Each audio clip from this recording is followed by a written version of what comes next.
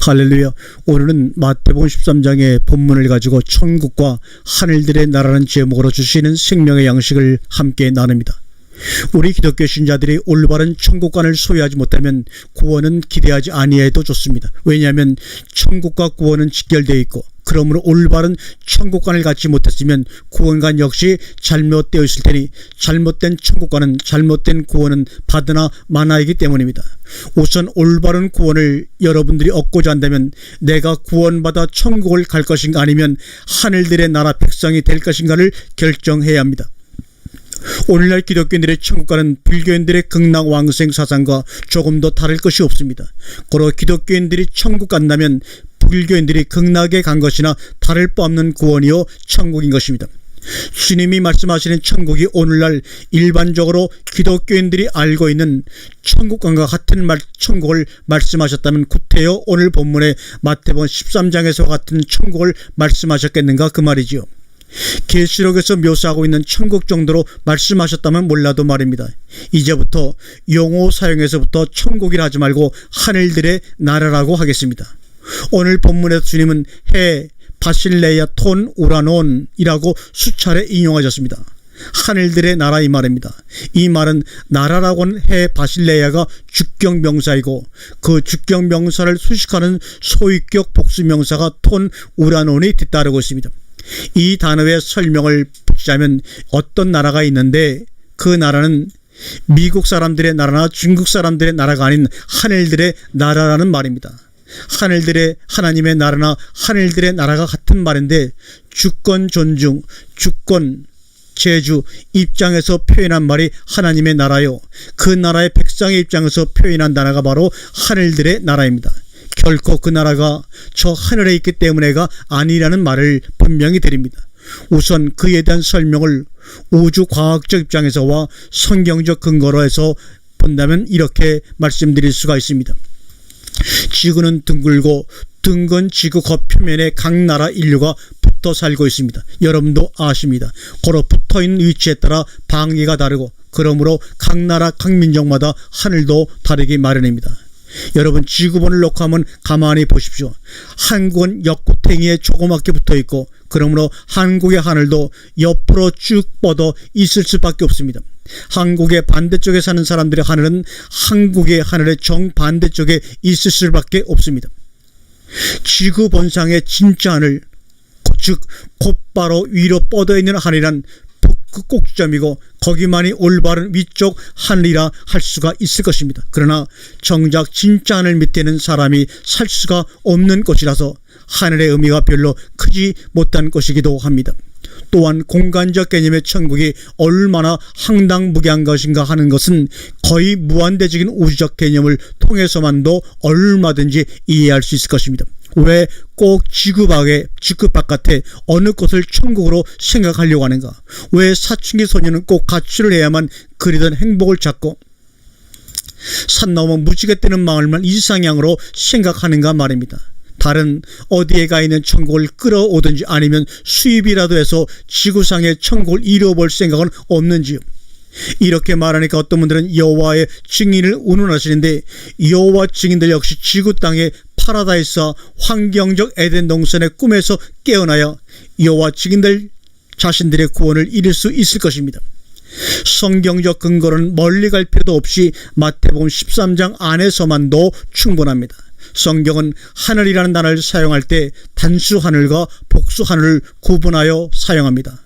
하늘들의 나라 할 때는 복수를, 그냥 하늘이나 공중을 표현할 때는 단수를 쓰므로 스스로 구분짓고 있습니다. 오늘 보면 32절에 보면 공중의 새들이 와서 그 가지에 깃들이니라 할 때 공중을 톤 우라논이라고 분명히 표현하고 있습니다.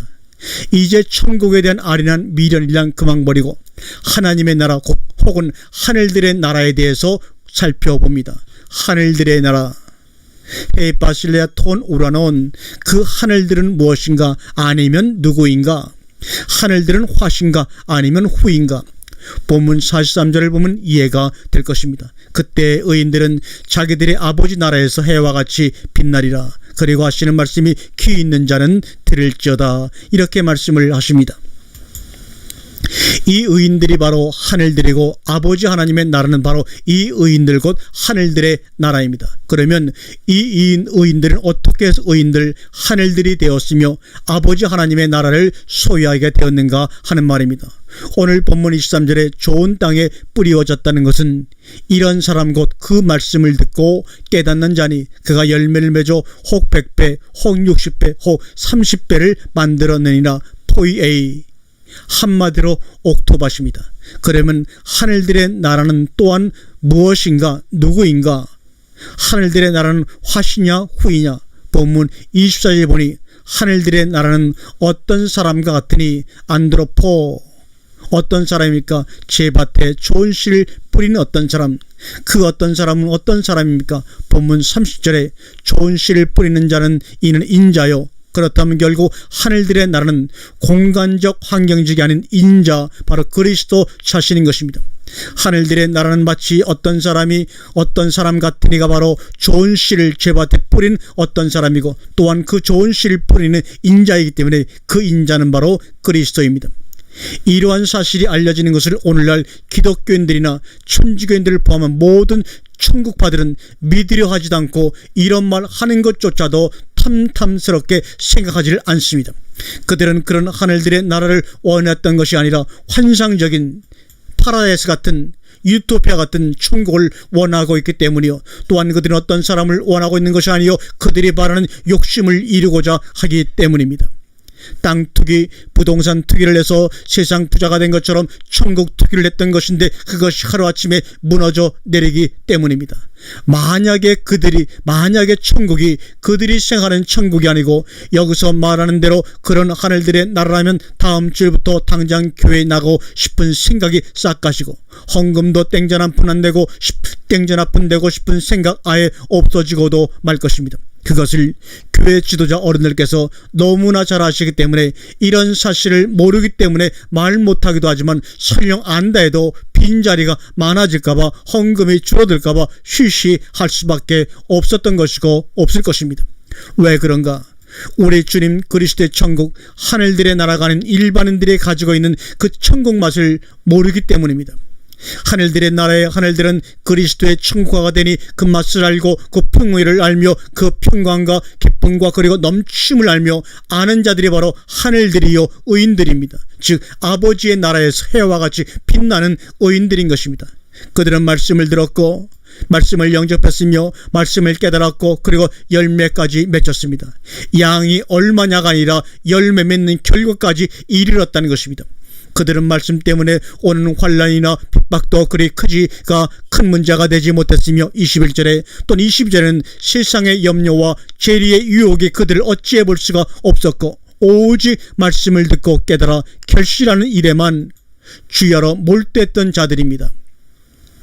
그들은 가라지도 함께 자라고 있는 줄 알고 있었지만 개의치 않고 주인과 추수꾼이 알아서 처리하도록 29절에 맡겼으며 자기들의 자라고 장성하여 결실하는 일에만 전심전력 했을 뿐입니다.